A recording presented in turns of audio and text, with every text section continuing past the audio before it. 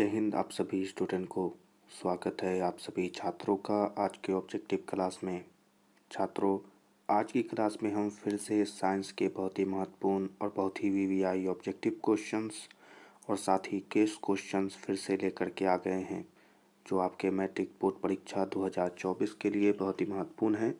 तो आप सभी छात्र अगर मैट्रिक के स्टूडेंट हैं तो आप सभी इन सारे प्रश्नों को देख लें और जल्दी से इन सारे प्रश्नों को याद कर लेंगे, क्योंकि इससे आपके बहुत से महत्वपूर्ण ऑब्जेक्टिव क्वेश्चन आने वाले हैं।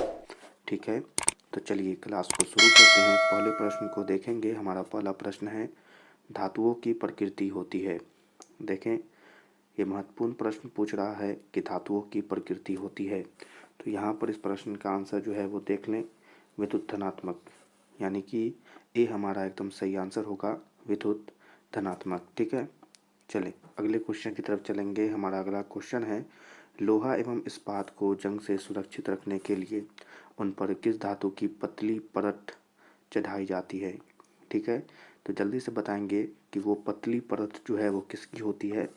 तो वो होती है जिंक की, यानी कि डी हमारा एकदम सही आंसर होगा कि जिंक की पतली परत चढ़ाई जाती है। ठीक है, चलिए इसी के साथ अब अपने अगले क्वेश्चन को देखेंगे। हमारा अगला क्वेश्चन है, किस रासायनिक यौगिक को कम करने पर प्लास्टर ऑफ पेरिस प्राप्त किया जा सकता है।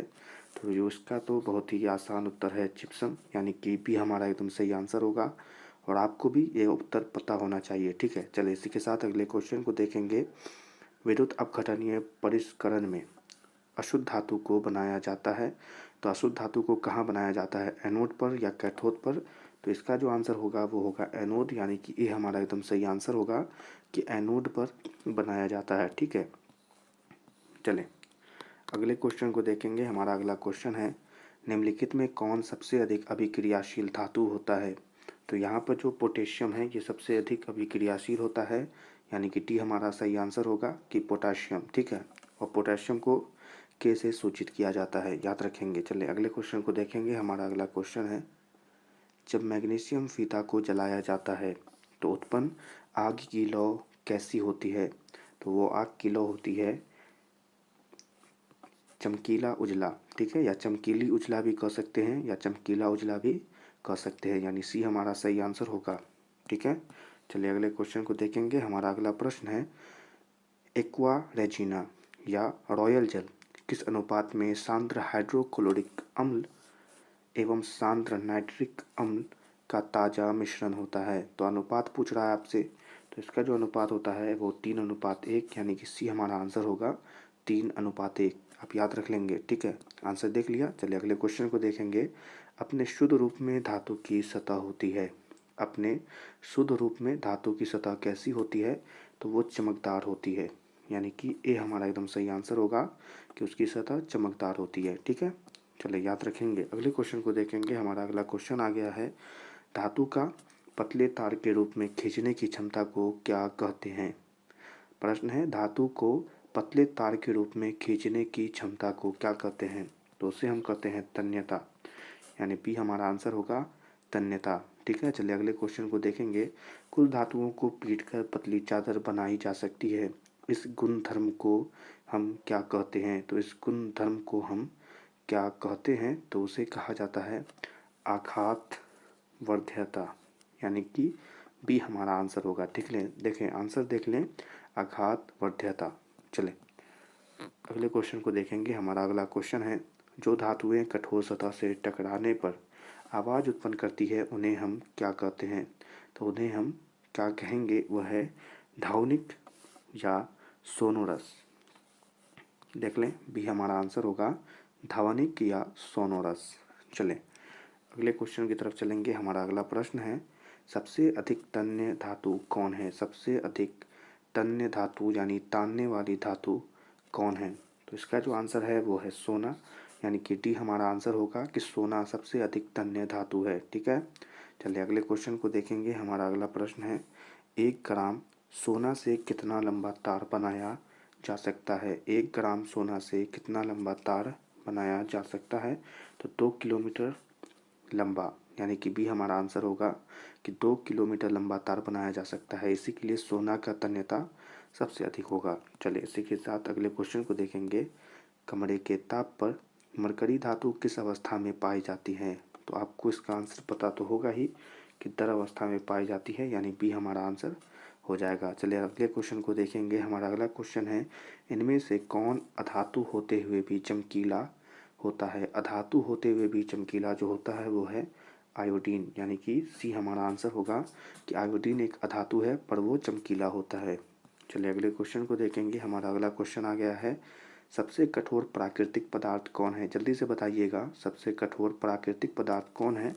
तो इसका जो आंसर है वो है हीरा, यानी कि भी हमारा आंसर होगा कि हीरा सबसे कठोर प्राकृतिक पदार्थ है। ठीक है, चलिए अगले क्वेश्चन को देखेंगे। एल्युमिनियम पर मोटी ऑक्साइड की परत बनाने की प्रक्रिया को हम क्या कहते हैं? तो उस प्रक्रिया को कहा जाता है एथोडीकरण।